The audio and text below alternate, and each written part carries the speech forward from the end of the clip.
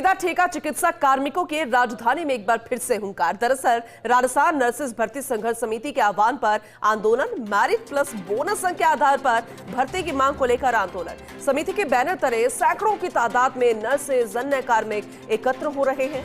शहीद स्मारक पर सुबह 11 बजे से इनका आंदोलन यानी कि अनिश्चितकालीन धरना शुरू।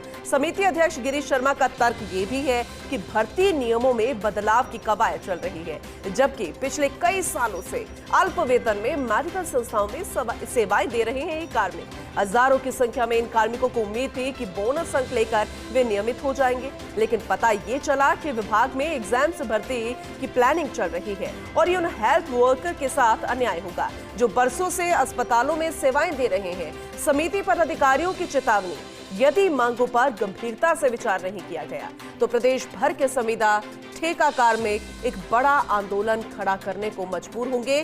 11 बजे की वो तस्वीरें भी हम आपको दिखाएंगे जब ये सब एकत्र होकर अपनी मांगों को पुरजोर आवाज देते नजर आएंगे। और ज्यादा डिटेल में जानकारी लेंगे, सहयोगी हमारे साथ जुड़ चुके हैं एसोसिएट एडिटर विकास शर्मा, उनका रुख करते हैं। विकास जी, वैसे देखा जाए तो मांग जायज है, लेकिन तरीका थोड़ा सा ऐसा जिसे पूरी व्यवस्थाएं चरमरा जाएंगी। लेकिन अब जब 11 बजे एकत्र होंगे, मांगों को आवाज देंगे एक बार फिर से, तो जरा डिटेल में बताइए किस तरह से आंदोलन की चेतावनी देते नजर आ रहे हैं। देखिए, बिल्कुल ये एक बड़ा विषय है। चिकित्सा विभाग की तरफ से हाल ही में कुछ कवायद शुरू की गई जिसमें कि लिखित परीक्षा की बात की जा रही है। जो बोनस अंक के आधार पर जो भर्ती की जाती है उसमें लिखित परीक्षा की बात की जा रही है।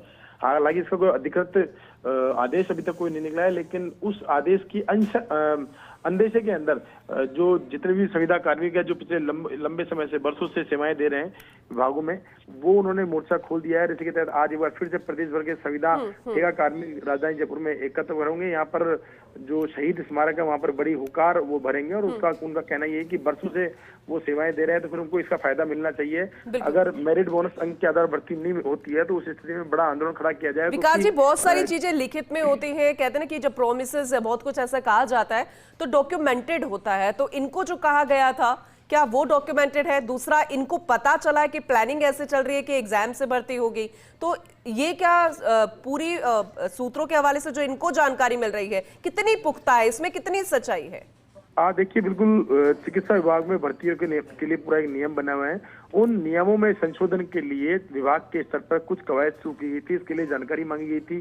पुराने नियम, कायदे, कानून जो है वो किस तरह बनेंगे थे, उसका उस दौरान क्या उसकी मंशा थी, अब उसके क्या साइड इफेक्ट। क्योंकि देखिए, ये जो सब्जेक्ट है इसमें दोनों तरफ मेरिट डिमेरिट दोनों देखे जाने चाहिए, क्योंकि अब जो संविदा पे लगते हैं लोग, उनको लगाने के लिए भी कई जगह भ्रष्टाचार की बात सामने आ रही है, कई जगह और गड़बड़ियां सामने आ रही है। तो ऐसे में विभाग का कहना है कि पारदर्शी तरीके से जो भर्तियां हो की जाए। लेकिन उस बीच में सबसे बड़ी बात यह कि जो लोग 3-4 साल से वहाँ काम कर रहे हैं, जिनको उम्मीद थी कि बोनस अंक उनको मिलेगा, जिसके आधार पर उनको उनकी नौकरी जो है वो पक्की हो जाएगी, तो उनको भी एक मौका दिया जाना चाहिए। तो ऐसे यानी कि प्रायोरिटीज की बात की जाती है कि इनको प्रायोरिटी पे रखा जाए और सब कुछ ऑफिशियली हो, ट्रांसपेरेंट हो। ये हम लगातार आपसे जानकारी लेते रहेंगे। 11 बजे जब सब एकत्र होकर एक साथ धरना देंगे, वो तस्वीरें भी लगातार दिखाएंगे। बहुत शुक्रिया विकास जी विस्तार से जानकारी के लिए।